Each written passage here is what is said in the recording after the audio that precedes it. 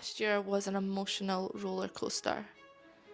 I opened a brand new business in the space of just 6 weeks. I had no clue that I'd owned my own matcha bar just a few months prior. But the opportunity came, and before thinking about the risks, I just jumped right in. But then after a few months of opening, I panicked. What did I get myself into? Why did I give myself so much more work on top of the already hectic life I have? The answer wasn't clear, so I started to unravel more about who I was and what my future would look like. Yeah, I do feel really good about starting a new business, although sometimes I just think, I just don't know what goes through my head and my brain when I think of these things. It just kind of comes on, and all of a sudden I have to do it right now. What have I got myself into? What I've realised now is there's a lot of patterns that happen within my crazy mind, and I've started to reflect on them and realise the things that I should follow through with and things that I should maybe take a little bit more time with. It does feel pretty overwhelming that I'm in it right now, but I know that it is something that I'm really passionate about, so I am really excited about it. I don't think I am balanced. I don't feel like I have a complete balance in my businesses and being a mum and home life, and I just feel like people always talk about balance, but for me, I just feel like sometimes the scales are tipping that way, sometimes the scales are tipping that way. It just completely depends on where I am at what stage in life. That's okay, and I feel quite okay with that, and I'm happy to let it switch when it needs to and spend more time in one area if that's what's required at that moment in time. Before I even thought about creating any changes, I needed to figure out what I actually wanted. There was no point in me making a list of things that I wanted if it wasn't what my true vision was for my life. So I went on a hunt to uncover where I was heading. What did I really want from the next stages of my life? So I started with my human design chart, pulling out all my specific gates and lining them up to see if there were any common themes, which there were. I found some clear messages around being a leader, but showing and not telling, as well as themes of storytelling and helping people through my own experiences. It was clear that I was here to create, inspire and lead others in a way that felt natural and authentic to me. This exercise was fun. I was starting to uncover one piece of the puzzle, but I was still feeling confused. How does that look for me? I needed to know exactly how I was to do this. Going through this experience has definitely shaped who I am as a person. I would say probably it's made me more self-aware. Like, I feel like I'm doing a lot more reflection than I usually would. There's been so many obstacles that, just throw curveballs at you all the time, and I feel like I'm always being challenged with obstacles in anything that I do, but especially this because it's so brand new for me and I've never created a business like this before. There's so many new things that I'm learning and so many more obstacles that I'm being faced with. To be honest, I just see it as a learning curve. It gives me an opportunity to grow and learn and research, and I absolutely love learning and figuring things out. Yes, right now it feels like I have so much to do, I have so much to learn, and I just sometimes think I wish it could all just happen right now. The hardest part for me is definitely the fact that my freedom has been taken away from me. I am used to being able to do things that I want to do whenever I want to do it. By opening this business, it's kind of restricted me in doing that because I'm going to be the one that is here, working here. Definitely not suited to a 9-to-5 job. I've definitely discovered some surprising joys in creating a whole new business, and I'm still learning along the way. I've still got a long way to go, but I think just the whole development part in learning new things and meeting different types of people and learning about something that I didn't really know before has definitely been the highlight. I really needed someone to help me uncover more about what I wanted. I knew that I really enjoyed creating content. My favourite thing to do that gets me into my deep focus zone is to create YouTube videos or podcasts. I just feel so alive when I'm creating content and sharing my journey. But over the past few years, I've really struggled with what type of content to create. I feel like I was just getting caught up in all the trends and doing the things that I thought I was meant to do in order to grow, rather than creating content that I really enjoy. I didn't know how to be my own authentic self online. It's strange, as in real life, I live and breathe authenticity with everyone that I'm around. I don't really care what people think about what I'm doing, and I will try anything if I know that it's something that will make me feel good. So why was this so different online? Why did I keep hitting this barrier and getting stuck? I knew I couldn't figure this one out myself. I needed to rope in a coach to help me. I think the main challenges that I faced when I was trying to build my online business and have that authenticity online was really just knowing how to be myself. Like, I am not an extravagant person, I'm not that funny, I am not a comedian, or I don't have this like outrageous personality. I'm just a kind of everyday type person who's building a life for themselves, building businesses, all of these things that I am passionate about and loved, and I just didn't know how to translate that into being online and being who I was with it still being able to do well, or I didn't feel like I could just be myself and that would be okay. The way I am, and because I am a projector, I don't really see things in myself. I can see everything in everyone else and I can see the bigger picture, but when it comes to me, I find it really difficult to unravel things. So I think by getting a coach, it's just helped me open up a little bit, and it's helped me kind of, I've used it as a mirror to let me express how I feel. The thing that I'm most excited to do is in-person interviews. I don't know, I'm just not afraid to ask the questions that other people ask. So definitely feel like interview style content is going to be my favourite thing going forward. I had quite bad experiences with coaches online previously, so I was sceptical about who I wanted to help, as well as not wanting to pay a fortune.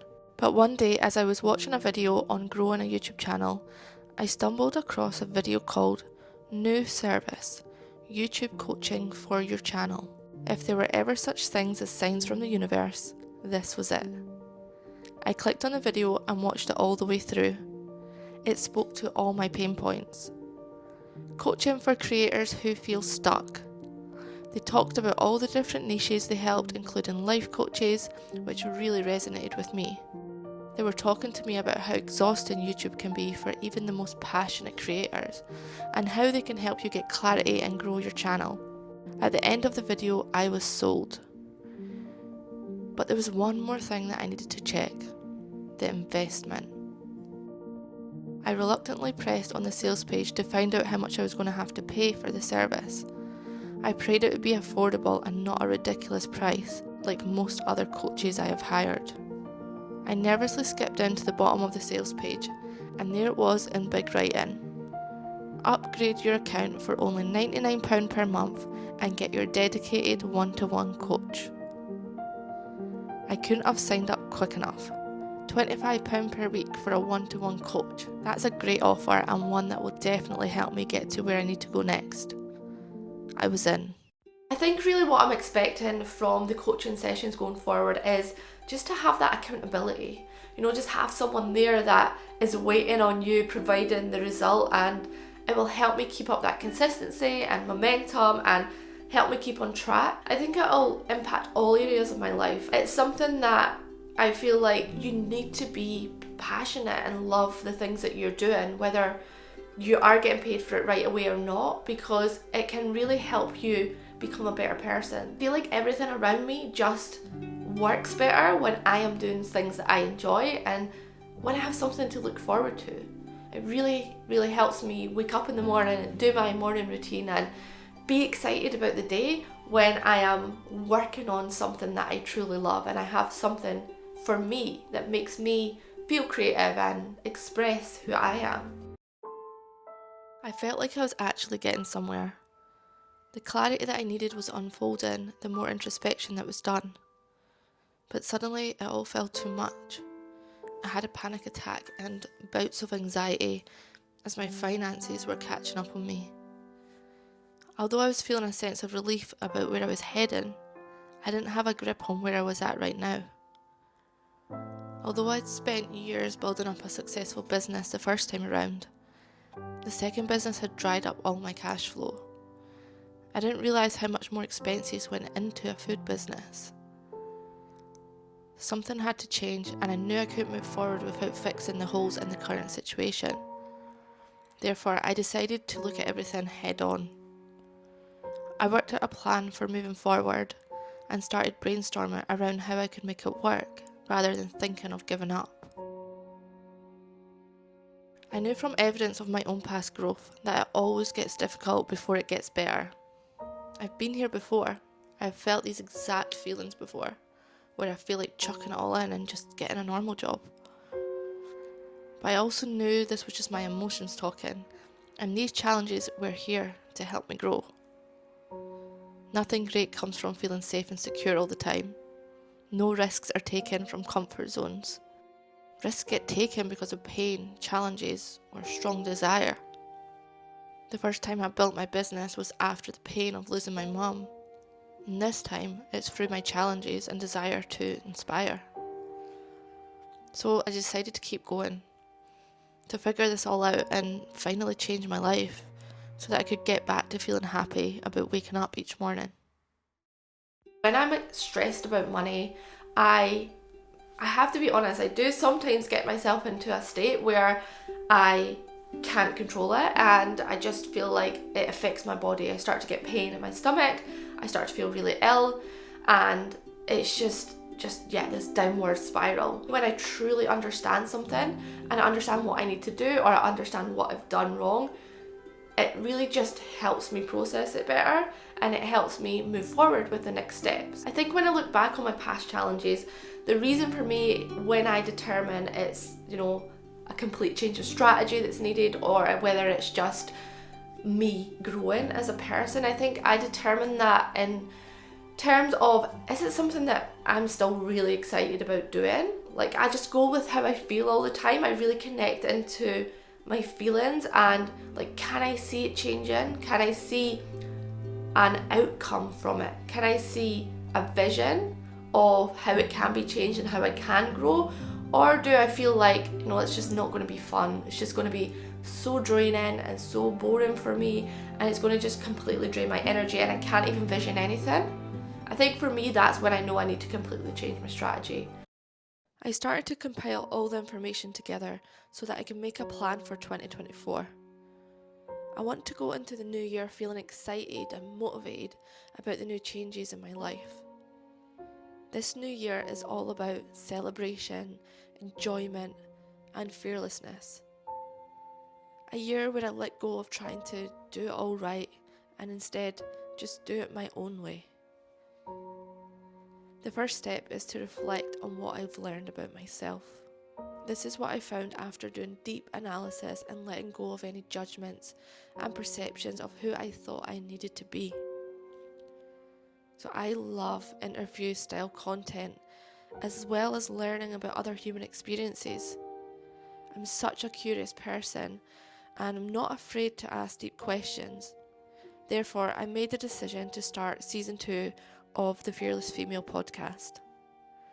I decided to do this as an in-person interview style. That way I get to find a balance between passion and earning money from doing what I enjoy. I will continue creating inspiring content on this channel, and my businesses will keep running to keep money coming in whilst it's in its growth stage. I think gaining clarity is actually the hardest part. It's taken me a few years of trial and error to get to this point of knowing exactly what I want and my true passion and mission in life. It can get so confusing and contradictory sometimes. I may even change at some point, but for now it feels pretty clear. All I need to do now is break it down and work out my tactics for implementing my 6 months goals so that I can completely change my life for the better. I think I'm most excited for 2024 because I just can see this real clarity on where I'm going, and also just having fun, just enjoy life and not take things too seriously, but also be building my dreams and building the things that I want to do at the same time. I just get to do it my own way, and I think that's the best feeling in the world.